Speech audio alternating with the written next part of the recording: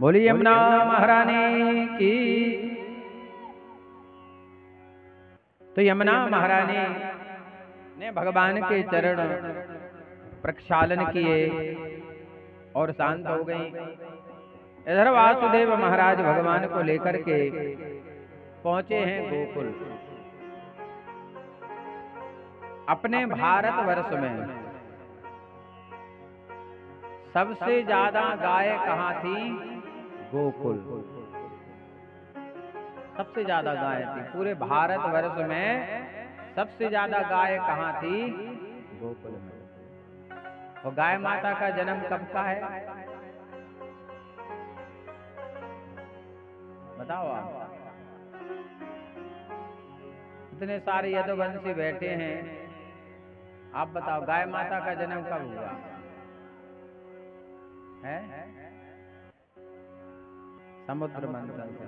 कब हुआ?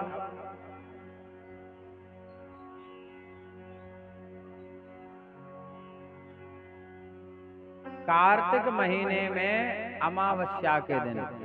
कब हुआ? कार्तिक महीने में, जिस दिन दीपावली मनाते हैं हम, उस दिन सुबह से हमें गौ माता की पूजा करनी चाहिए। लक्ष्मी जी और गाय माता उसी दिन प्रकट हुई। तो शाम के समय लक्ष्मी जी की पूजा और सुबह गाय माता। वो आज का व्यक्ति केवल लक्ष्मी जी की पूजा करता है, गौ की नहीं करता है। और लक्ष्मी जी का वाहन है उल्लू, उन्होंने उल्लू बनाया। चलिए, जहाँ गौ माता की सेवा हो, पूजा हो, उसी घर में लक्ष्मी का निवास होता है। तो गाय के गोबर में किसका वास है? लक्ष्मी जी का।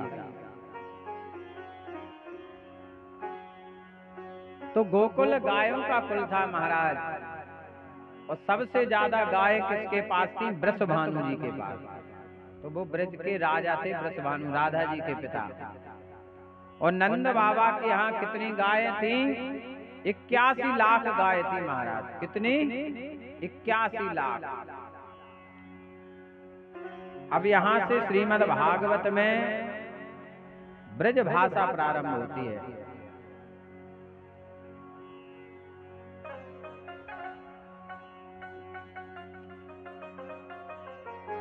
नंद रानी रोज जल्दी जग जाए करें। पहले की माताएं महाराज और पुरुष वर्ग सूर्योदय के पहले जाग जाते थे। सूर्योदय के पहले पुरुष जाग जाते थे। और इसका एक और फायदा है कि सूर्योदय के पहले जो उठता है वो कभी जीवन में बीमार नहीं होता है। उसे डॉक्टर के द्वारे नहीं जाना पड़ता है। सूर्योदय के पहले जो उठता है ब्रह्म मुहूर्त में, वो कभी बीमार नहीं हो सकता है। नंद बाबा और नंदरानी आज विचार किया नंदा सुनंदा ने कि भाभी रोज जल्दी जग जाए करें, आज ना जाने का है गयो है और अवेलो भाभी जा गई ना है। नेक जाके देखो तो नंदा सुनंदा, क्योंकि भाभी के ताए जब कछु हो गए तो नंदे आ जाती सेवा करवे के लाने। अब उन्हें फायदा भी होता है क्योंकि बुआ बन जाना है और जो मांगेंगे वो मिलेगा। तो वे तो एक ही विनती करती कि भाभी के ताए लाला है जावे, तो एक ही विनती कर रही थी। अब उन्होंने देखा कि भाभी तो जागे ही ना है। नंद बाबा ने कहा, अरे नंदा सुनंदा देख के आओ कि भाभी अब लोग जागे ही ना है। नंदा सुनंदा गई तो झरोका में जैसे झांक के देखो तो पीली पीली चदरिया ओढ़े। अब कोई बालक या बालिका जी तो निश्चित नहीं था, जब कपड़ा निकलेगा तब पता चलेगा कि लाला है कि लाली, क्योंकि ब्रज में नेक नेक से बालक बालिका को लाला लाली कहें और बातें बड़े हो जाएं तो छोरा छोरी, और बड़े हो गए करें तो गोपी ग्वाल, और वृद्ध हो जाए तो बाबा कहें। अनंदा सुनंदा बोली, हे भगवान, हे सूर्य नारायण भगवान, मेरी भाभी के ताए लाला है जाए।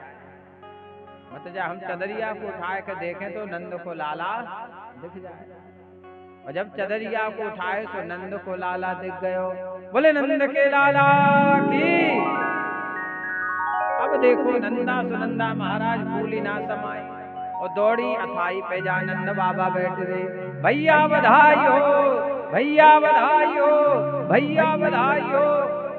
महाराज दरवाजे से चिल्लाना प्रारंभ किया तो पूरे ब्रज में हल्ला हो गया, सारे ब्रज में हल्ला हो गया और नंदरानी के लल्ला है गयो।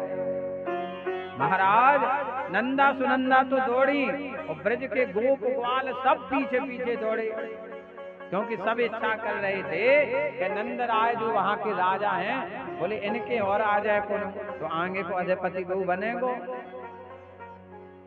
अथाई पे माला लेके जाप कर रहे नंद बाबा। 80 साल को बूढ़ा है, ना जाने कब लाला होएगा, जाप चल रहा है। क्योंकि आप सोचेंगे 80 साल में मोड़ा। अब ध्यान देना, सतयुग में मनुष्य की आयु होती थी कितनी? 1 लाख वर्ष। कितनी आयु? 1 लाख वर्ष। त्रेता युग आया तो 1 जीरो घट गया तो हो गई 10,000 वर्ष। द्वापर आया तो 1 जीरो घट गया तो हो गई 1,000 वर्ष। और कलयुग आया तो 1 जीरो घट गया तो हो गई 100 वर्ष। अब बाबी गारंटी नैया के 100 साल को जी ले।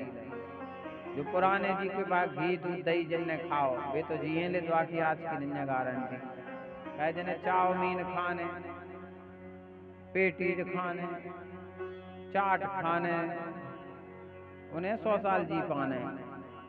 दूध दही घी जो खाएगा वो 100 साल जिएगा, इनमें कछु ना रखो। नंदा सुनंदा दौड़ेंगे, भैया बधाई हो, भैया बधाई हो। नंद बाबा बोले का है गयो? बोले ऐसे ना बताऊंगी।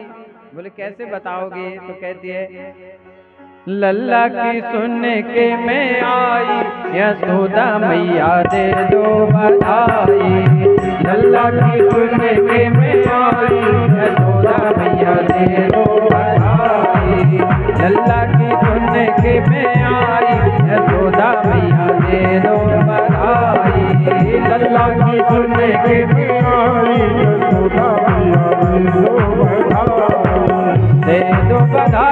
मैया दे दो बधाई, दे दो बधाई मैया दे दो बधाई। दे दो बधाई मैया दे दो बधाई, दे दो बधाई मैया दे दो बधाई। दे दो बधाई,